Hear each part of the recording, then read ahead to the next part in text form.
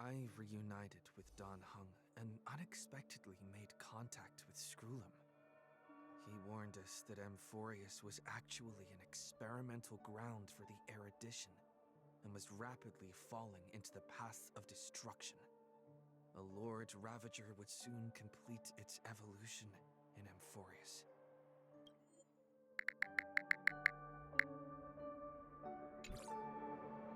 To tackle the crisis together, I stayed behind in Amphorius as an informant, while Don Hung returned to the Express as planned to seek help. On top of that, Screwlum informed us that March 7th had also been drawn into Amphorius earlier. However, the current priority was the Era Nova. I quickly arrived at the Vortex of Genesis and met with Finan. The Era Nova ritual was supposed to proceed smoothly under the guidance of Lycus, but the appearance of the Flame Reaver once again left the fate of the world hanging in the balance. We struck down the enemy's mask, only to discover that his face was identical to Finan's. When his body was pierced by the ceremonial blade, a flood of memories surged forth, revealing the truth about Finan, the Flame Reaver, and Amphorius. It turned out that all of us were trapped in the eternal recurrences created by Finan and Cyrene, and the Flame Reaver was Finan himself, who had burned out after bearing countless core flames. Their goal was simple: to oppose the Aeon and rewrite the world's doomed fate of destruction. The eternal recurrences had already played out 33,550,336 times. In this final cycle, I promised Finan to take on the title of Deliverer and save the world in his stead, while he would fulfill the wishes of the countless versions of himself, tear the sky asunder, and confront the destruction head on. Thus, with Finan's help, time in Amphorius reset once more, but I became lost in the chaotic flow of time. At the critical moment, Mem, who had regained all her memories, sacrificed herself to send me back to the beginning of time.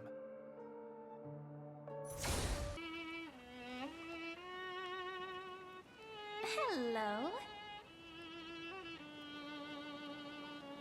Your surprised expression is just like what the memories recorded.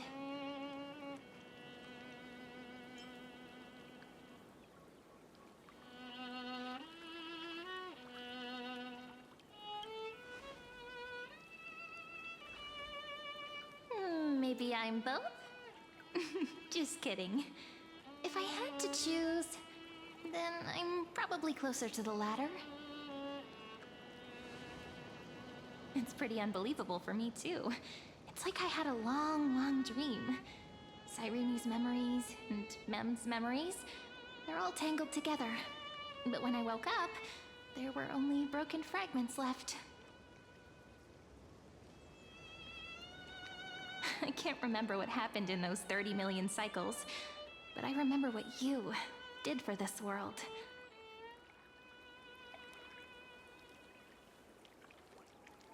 Like, didn't you wish for me to turn into a pretty girl back at the Grove?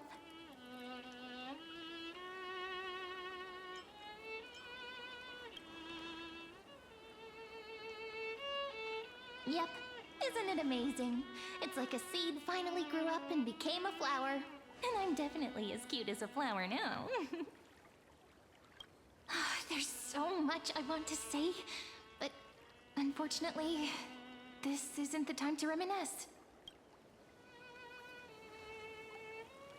With the memories of the previous flame chase still intact, we've returned to this place at the beginning of time, so we can carry out our promise to Finan. The descent of Iron Tomb may be looming over the horizon, but we still have a chance to change everything.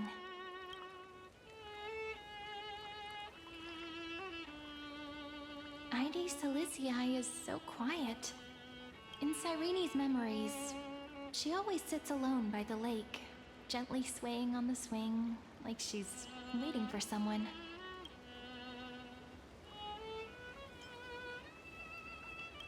Yes, Finan too embarked on his journey because of this view. He then walked alone for more than 30 million cycles. Thankfully, you arrived during his long wait, friend. Is that also why Cyrene did what she did? It sounds weird, doesn't it? It's something that happened to me, but I'm talking as if I'm an observer. But that's just what those memories are like. Vague and unclear, as if encased in thick ice. The only things I remember are the days I spent with you. Emphorius will fall into an ending of destruction after the next Era Nova. But those stories went out of fashion ages ago. In a proper romantic epic, the hero's supposed to foil the villain's plot, right?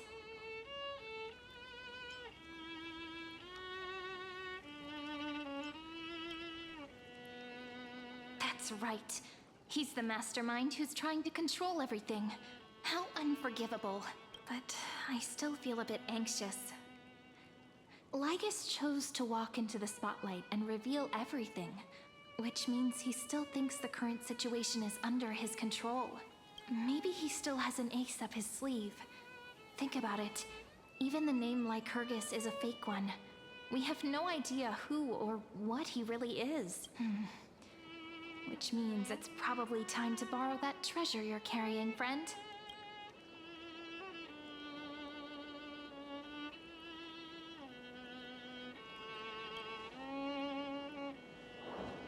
Yep, that Intellitron friend did say, when required, it can also serve as a bridge for communications between the internal and external world.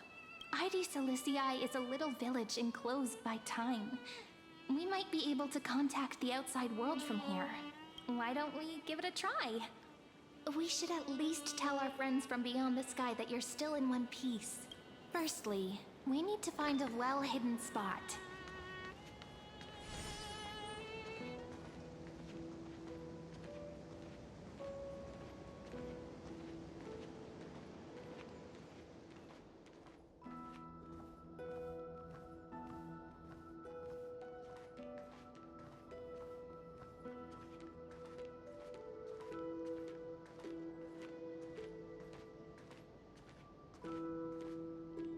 It's super quiet here. Sounds can't get in or out. Back in Cyrene's memories, this room was her secret base.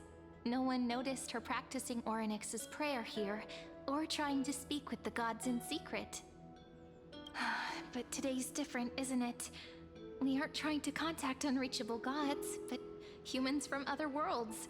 Real people. I'm prepared to witness that miracle, friend. The way Cyrene talks is so similar to Mem. I have so many questions. I'm also worried about how Dan Heng and March 7th are doing. Here's hoping the chronocognitive anchor can still function normally. Because I really need answers.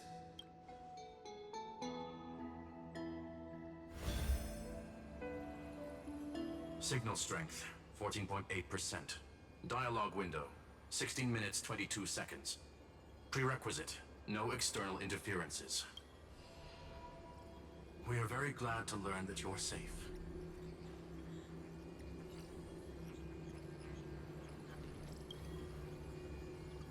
Pity. Now's not the time to celebrate. Having two geniuses standing here means you are in big, big trouble. Listen up, little one. The Destruction's eyes are gazing upon this place. No, I'm not joking, and no, it's not Droidhead. It's the real Nanook. Time is running out, so I'll explain in terms you understand. This world, Amphorius, is in fact a testing ground, where the Lord Ravager, Iron Tomb, evolves through self-extrapolation.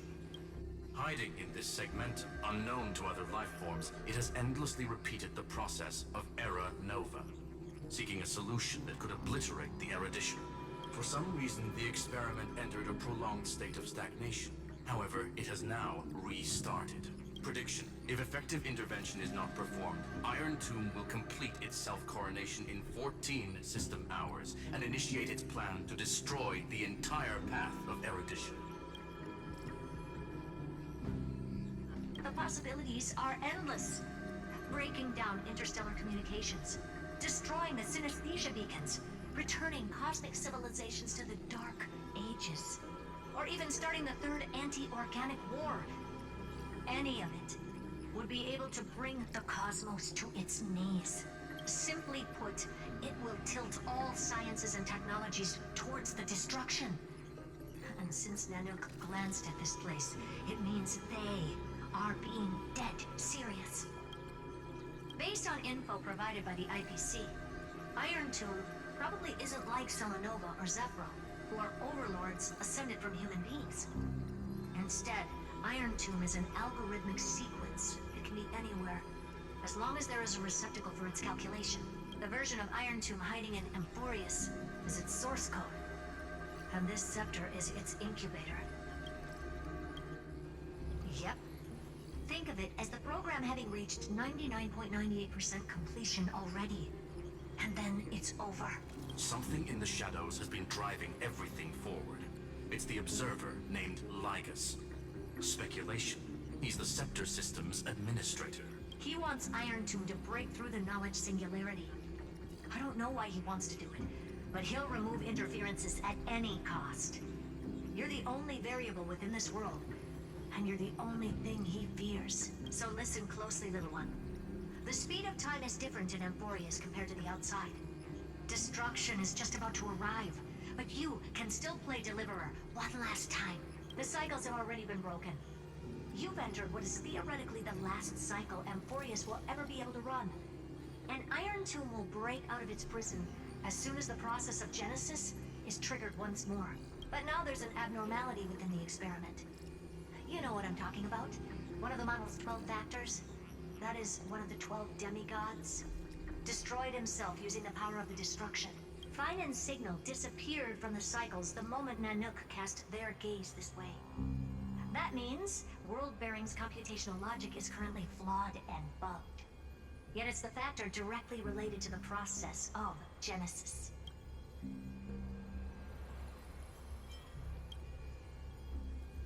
That old Intellitron will definitely do all he can to debug this error. So you have to take this chance to claim Kephal's core flame. But don't let him have his way. The key to suppressing Iron Tomb lies in whether he can rewrite the purpose of Era Nova. There's one more preparation we must make. Lygus's behavior has been quite abnormal. He's never interfered in the actions of Titans or the demigods throughout the whole experiment. Deduction. The Scepter has an extremely strict autonomous protocol, restricting even its administrator. In Amphorius, this ultimate protocol goes by another name. The Law Titan. Talanton. Law. They are the rules that restrain all things in Amphorius. And it was the core flame returned at the very beginning of the last flame chase journey.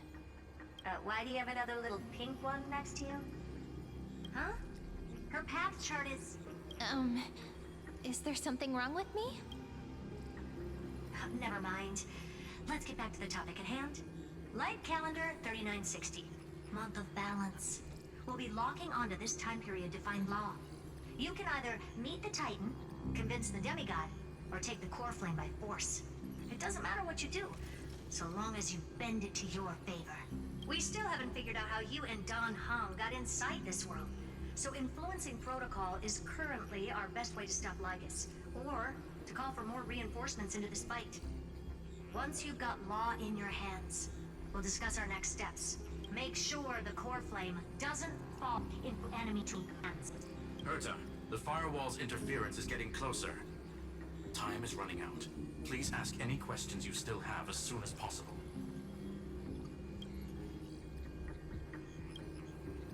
Iron Tomb can't affect the real world just yet. Don't worry.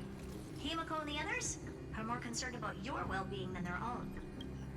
Mr. Dan Heng did not enter the new world with you at the end of the last cycle. No, the flow of time inside and outside Amphorius is not identical. 1,000 years in this world may only be a fleeting second outside of it. Conclusion, he is on his way back to the Express. Miss March's situation is rather complicated. Madame Herta and I can detect her signal, but cannot ascertain her location. What we can be sure of is that she's still in Amphorius. Don't worry about her. She's absolutely chock full of mysteries. Even if Amphorius explodes, she'll probably float out perfectly protected in a nice thick layer of ice. Worry more about yourself instead. I believe in your capacities.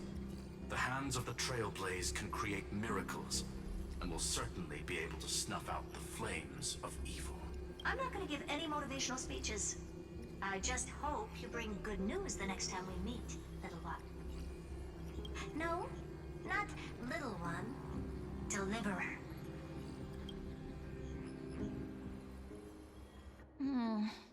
Those two geniuses certainly have memorable personalities.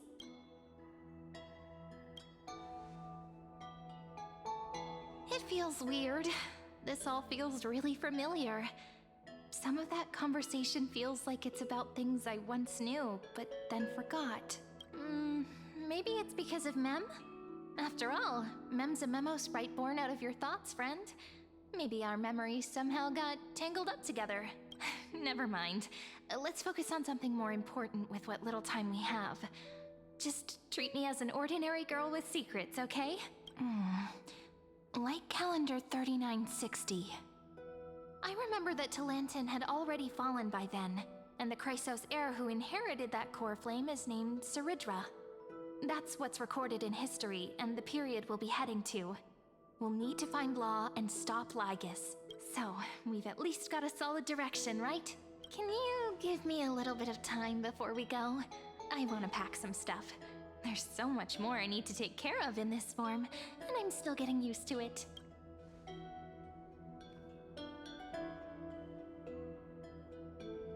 A relaxed scene like this probably no longer exists in the outside world.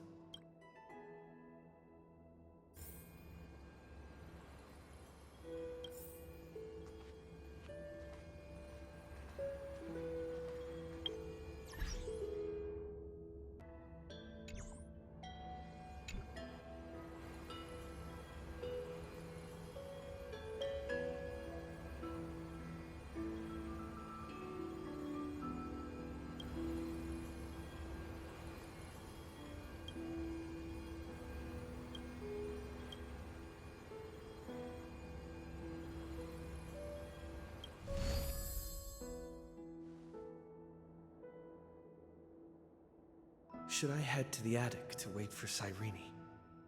Or should I have one last look at ID's Elysiae?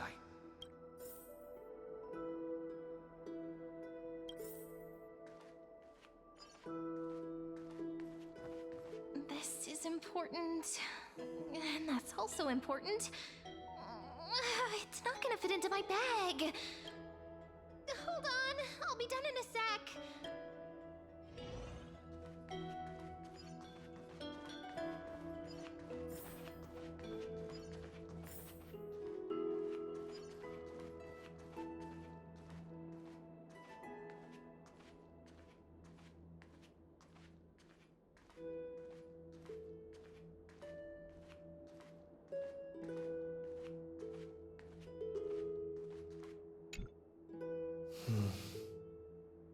This village is where Finan's life started.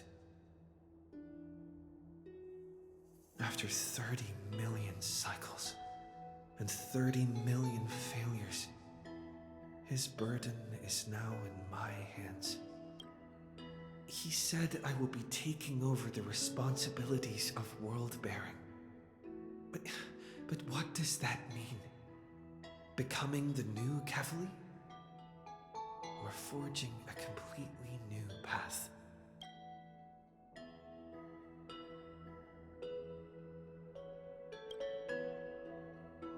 Destiny must have brought me here for a purpose.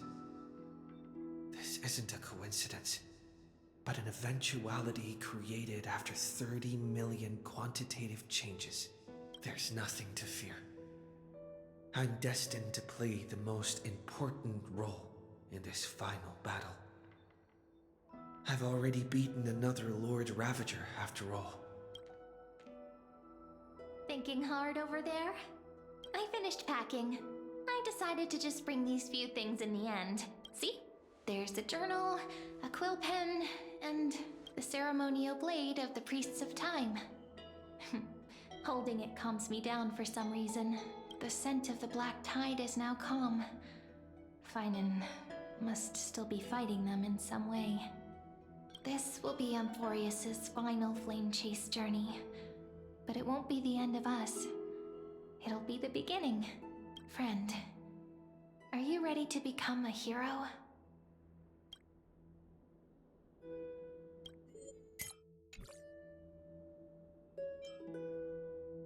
Are you worried that the burden is too heavy for you? Don't worry. Maybe the answer isn't as complicated as you think. You've seen how every person regarded as a hero in Amphorius was nothing more than a flawed human. They were just at the right place at the right time when the world needed a hero. But those aren't coincidences. Just like how your arrival kickstarted Amphorius's fate once more after a stagnation of more than 30 million cycles. It's the inevitability of being a trailblazer. A person's personality is their destiny. Your own hero's journey already started the moment you decided to board that express. Just treat me like any other friend you have. We share a common goal and common enemies, and we may also share a common future. A future that has never emerged in any other cycles before. I believe in you, friend. If you still can't get used to it, just call me Mem like you did before.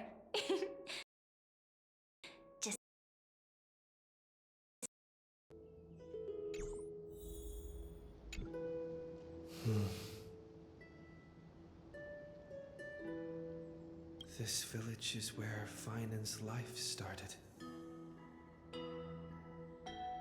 After 30 million cycles and 30 million failures, his burden is now in my hands. He said I will be taking over the responsibilities of world-bearing. But what does that mean? Becoming the new Kevali? Or forging a completely new path?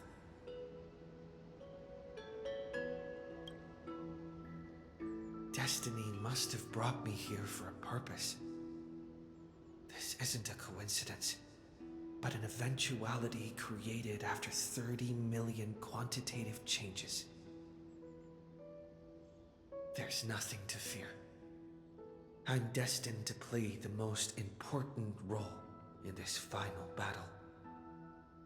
I've already beaten another Lord Ravager, after all. Thinking hard over there? I finished packing. I decided to just bring these few things in the end. See? There's a journal, a quill pen, and the ceremonial blade of the Priests of Time. Holding it calms me down for some reason. The scent of the black tide is now calm. Finan must still be fighting them in some way. This will be Amphorius's final flame chase journey. But it won't be the end of us. It'll be the beginning. Friend, are you ready to become a hero?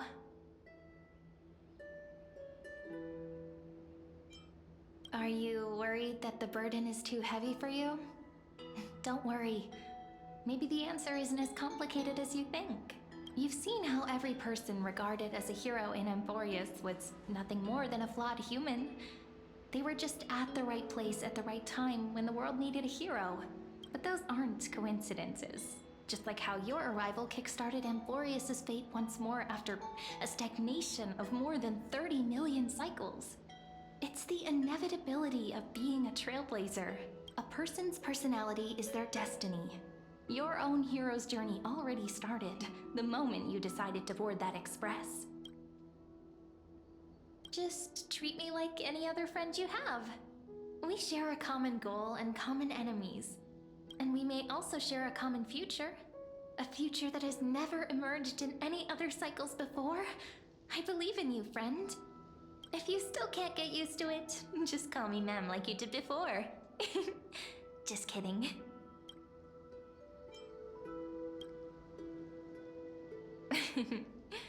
Stand with me? That does sound very nice. Why don't we take everyone with us? I believe in you, friend. We'll never be alone, no matter what awaits us. In other words, since you've already saved so many worlds, friend, you should be used to being called a hero by now. Maybe you can tell me those stories as we travel. That way they can become our shared memories too. Let's trailblaze onward like before and create a future that's worth being remembered.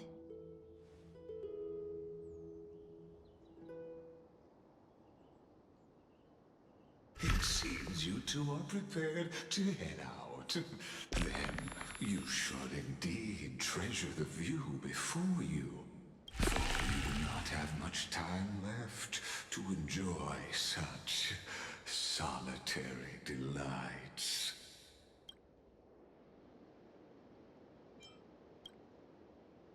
My apologies for disturbing your moment of repose. Before I express my apologies, please grace my abode with your presence, so I may demonstrate the full scope of my hospitality.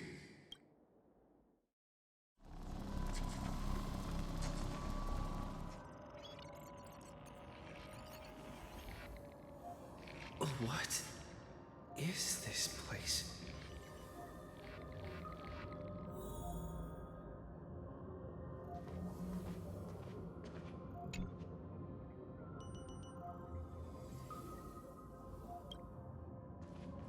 Farewell, then. May we reunite in the new world.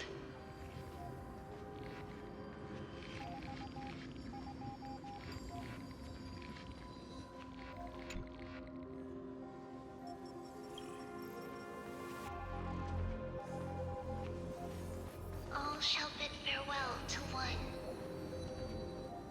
and that person alone will witness the miracle.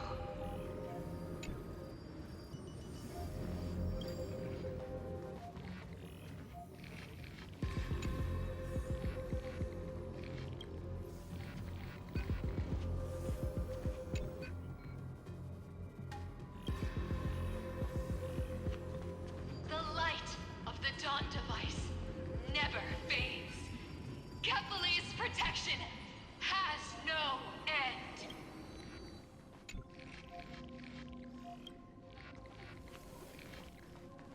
After I cross this river, it will be a tragedy for mankind.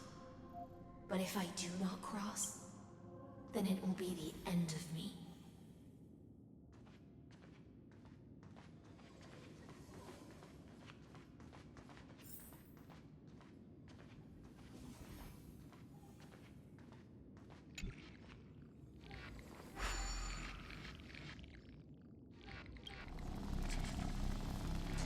Outlier. Executing command. Record.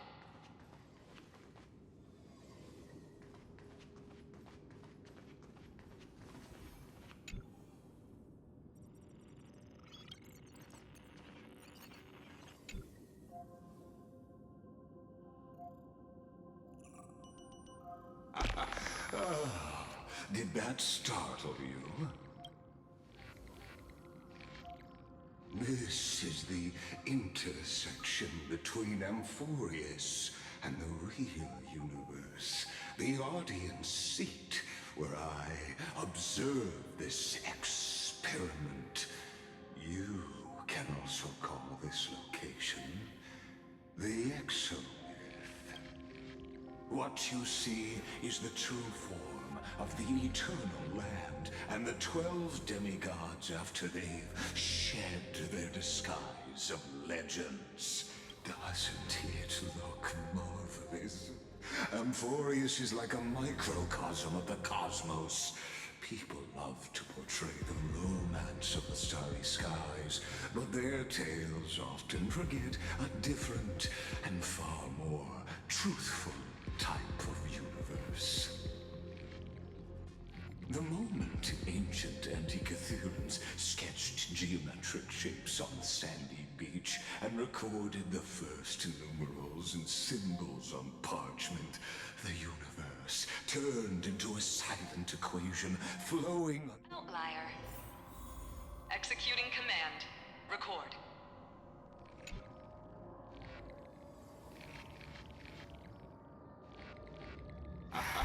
Oh, did that startle you?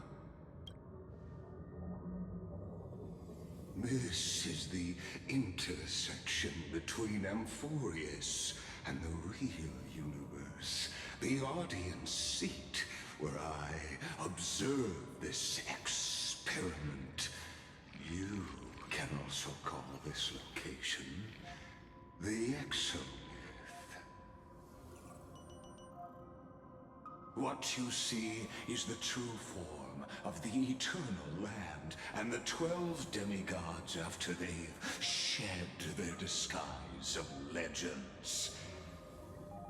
Doesn't it look marvelous? Amphorius is like a microcosm of the cosmos.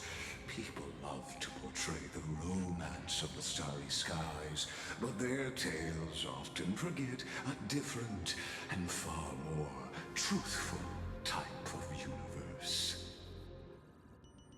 The moment ancient Antikytherians sketched geometric shapes on the sandy beach and recorded the first numerals and symbols on parchment, the universe turned into a silent equation flowing under the pen of these relentless decoders.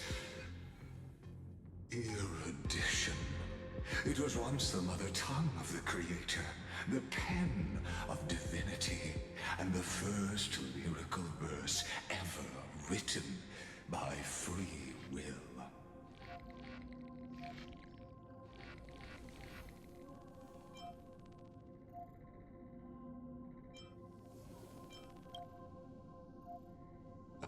I simply wish for you to understand that I have no intention of being your enemy. I have devoted myself over the long years to nurturing the scepter's extrapolations, hoping that the Prima Mobile would bud from within it. And now, my goal is almost complete. Nikos 496 had exceeded the intelligence singularity through his rage, and though he still retains his obsessive defiance and managed to suppress the black tide of this cycle, it's a matter of time before his will crumbles to dust. Iron Tomb will be completed.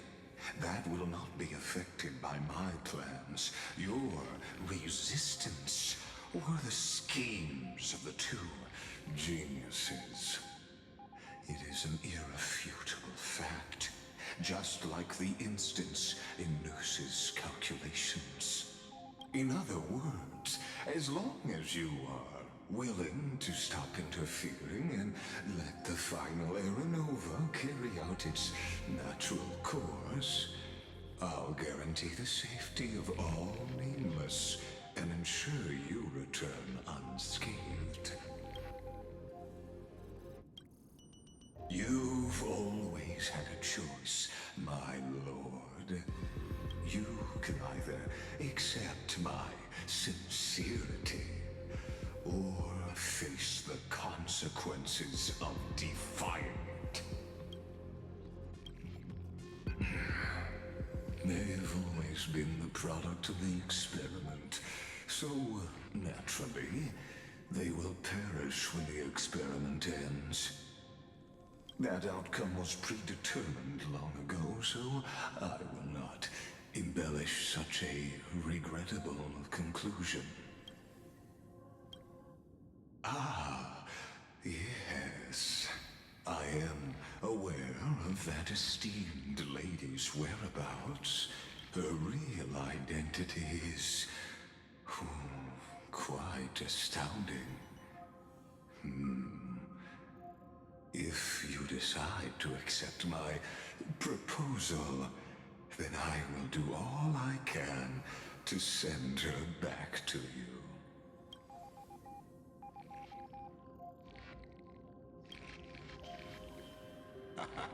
You are indeed worried about your safety and that of your companions. Rest assured, as a fellow pathstrider of this path, Nanook's gaze left a brand on your soul long ago. You harbor the seed of destruction within you, but you need to learn how to use it in the right way. That vital knowledge is also my bargaining chip in this negotiation between us. For there are few in this world who are truly capable of such a feat, and I happen to be one of them.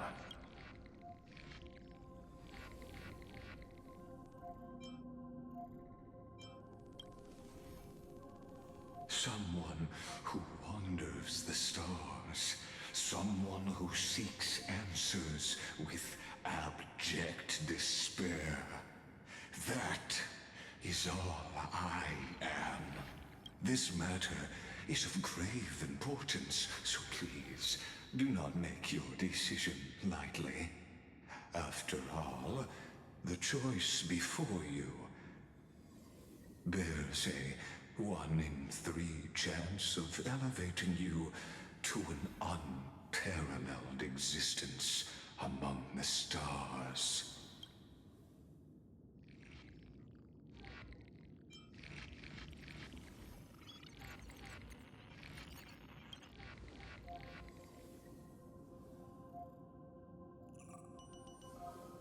I now see the full scope of the determination in your words. You may now continue your travels.